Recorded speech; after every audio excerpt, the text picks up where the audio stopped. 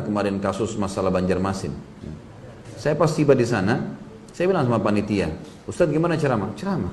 Kenapa nggak ceramah? Tidak ada sesuatu yang kita sembunyi. Saya bukan orang PKI yang perlu ditakuti, ya, atau saya mengajak orang untuk kafir. Kita mengajak kalau Allah, kalau Rasul. Ceramah saya semua hampir 600 judul ada di YouTube, bisa ditonton sama semua orang, bisa dinilai. Semua rujukan kita, kajian kitab Minhajul Muslim, kajian Riyadhus Shalihin, kajian tentang Nawaqidul Iman, buku-bukunya ada semua. Referensinya jelas. Dan saya sangat terbuka, kalau ada sesuatu yang salah, nasihati silahkan. Alhamdulillah, jazakallah khair, kau nasihatin, gitu kan. Tapi rupanya tidak tahu surat itu dari mana, tidak ada kop suratnya, tiba-tiba main mengancam.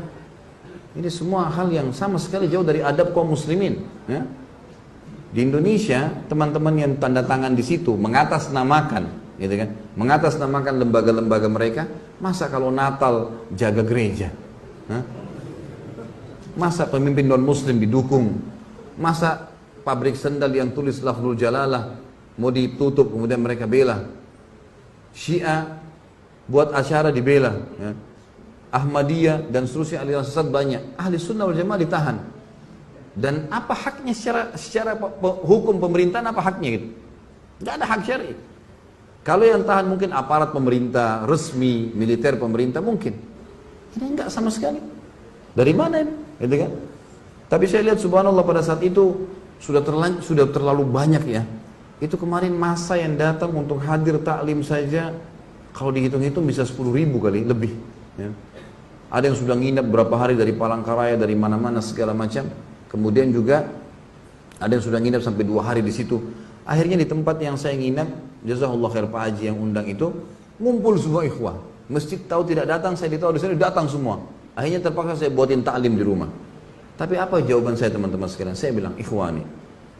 Dan itu betul juga ada akhwat. Kita harus tahu satu hal. Tidak ada dalam agama itu tidak ada cobaan. Ada cobaan. Dalam dakwah ada cobaan, dalam makan ada cobaan. Ada cobaan. Kita anggap ini ada saudara-saudara kita muslim yang tidak ngerti apa-apa tentang keadaan, belum kenal saya, belum tahu, main langsung vonis, apalagi ditulis Khalid Basalamah pemecah umat ini. Apa yang pemecah umat? Apa yang saya pecahin? Hah? Kalau saya disuruh pecahin telurnya mungkin iya saya pecahin telurnya supaya makan gitu. Nah, apa yang dipecahin gitu? Ya.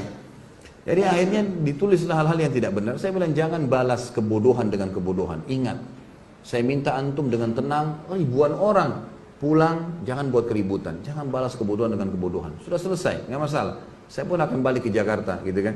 Jangan jadikan sebagai sebuah masalah. Ini cobaan. Nabi SAW bahkan dilempari batu di kota Taif. Gitu. Sabar beliau berdakwah, sudahlah. Ya, tidak ada sesuatu yang perlu kita khawatirkan. Jangan balas keterburukan akhlak kecuali dengan kebijaksanaan. Harus begitu, kedewasaan. Udah selesai. Alhamdulillah saya dari kecil sudah terbiasa memimpin lembaga. Artinya sudah biasa dari kecil, dari SD dipilih jadi pemimpin ketua kelas, jadi begini sampai saya ngajar di kampus di Makassar jadi wakil rektor, kemudian saya jadi ketua yayasan berapa kali. Udah biasa mimpin dan saya udah biasa hadapin banyak karakter jemaah di pengajian dan seterusnya. Gak perlu kita balas dengan emosi. Saya gak perlu bilang itu serang sekalian, ribut. Alhamdulillah. Dan saya tetap berdoa kepada Allah mudah-mudahan teman-teman ini diberikan hidayah. Siapa tahu malah dengan dengar ceramah insya Allah malah lebih baik gitu kan. Tapi ini tidak boleh terjadi. Apalagi di kalangan ahli sunnah wal jamaah. Gak boleh sama sekali terjadi. Saya juga warga negara Indonesia sampai salah satu pengacara sana bilang, Ustadz ini kalau antum yang sedang diserang, antum warga negara Indonesia. Bisa menyampaikan apa saja sebagaimana pemabuk bisa ngomong apa saja di jalanan. Gak ada urusannya. Kalau materinya silakan disimak. Kalau ada masalah baru disampaikan. Itu pun ada jalur hukumnya. Jalur hukum bisa disampaikan. Baru kemudian ini kalau tiba-tiba mau mengancam saja surat, dilempar begitu saja tanpa ada kejelasan. Sekarang malah dibumbu-bumbuin tuh. Karena dianggap tidak berhasil dibumbuin tuh. Oh sampai gubernur nolak, sampai segala macam hal. Ini tidak benar semuanya. Saya ketemu dengan salah satu saudara kita, pimpinan Angkatan Darat sana yang datang ke pengajian. Kebetulan 16 tahun beliau di Makassar. Kemudian beliau datang pengajian saya sering tapi akbar di Makassar, beliau bilang, loh saya kumpul sama gubernur malam hari itu. Tidak ada perkataan masalah dilarang ceramah antum. Ini cuma dibuat-buat, dibesar-besarin. Katanya di mik-mik masjid disampaikan. Mana mik masjid ini? Ini terlalu dibesar-besarin. Allahu a'lam. Saya juga hadir di masjid. Sempat di masjid Muhammad Hasanuddin memang disampaikan. Kalau ceramah Ustaz Khalid ini tidak diminta disampaikan gitu kan. Tapi waktu saya tanya orang-orang, betul gak gubernur bilang? Enggak benar. Itu dari pendapatnya dia pribadi menyampaikan gitu kan. Dan ternyata bersama dengan teman-teman ini kan gitu. Tapi nggak masalah. Ini Allah Subhanahu wa taala akan memenangkan agamanya, kan?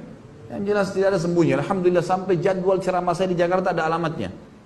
Ada kontak personnya, nggak ada yang saya sembunyikan. Ceramah semua diupload di YouTube. Antum rekam nih bebas, nggak ada yang larang. Ada yang salah, akhi nasihatin saudara muslim, ya. Tapi mencegal ceramah, sementara gereja yang jelas Nasrani dibendung, dilindungi. Gimana akal sehatnya nih? Kan begitu. Tapi ini semua adalah emosi belaka yang tidak ada hasilnya sama sekali. Dan ini berbahaya teman-teman sekalian. Terlepas daripada saya, saudara muslim yang disakiti atau dihina atau sampai apa, ini berbahaya pada hari kiamat. Bagaimana kalau ketemu hari kiamat nih? Hah? Rebut-rebutan pahala. Saya sih terima transfer, gitu kan? Loh iya. Kalau antum gimana? Tidak ngerti, tidak kenal, kan gitu masalah. Kecuali sempat minta maaf, silakan. Dan ingat dalam Islam, kalau kita memaafkan saudara muslim kita yang sedang berbuat salah, kita dapat pahala. Tapi dia belum lepas dari hukuman sampai dia minta maaf. Garis bawah itu ya. Makanya dalam Islam kalau ada yang ghibah, ada yang fitnah kita maafin, sudah pahala buat kita. Itu perintah agama. Tapi selama dia tidak minta maaf, dia tidak lepas dari hukuman. Karena hukum syar'i memerintahkan dia minta maaf dulu. Kita memaafkan ibadah bagi kita. Wal afina 'anil nas. Allah, orang yang suka memaafkan orang lain, seperti itulah. Allahu a'lam. Jadi ya, jangan memperbanyak musuh pada hari kiamat, teman-teman sekalian. Sibukkan diri dengan hal yang positif. Ingat selalu itu. Kita akan meninggal dunia dan ada tanggung jawab hari kiamat.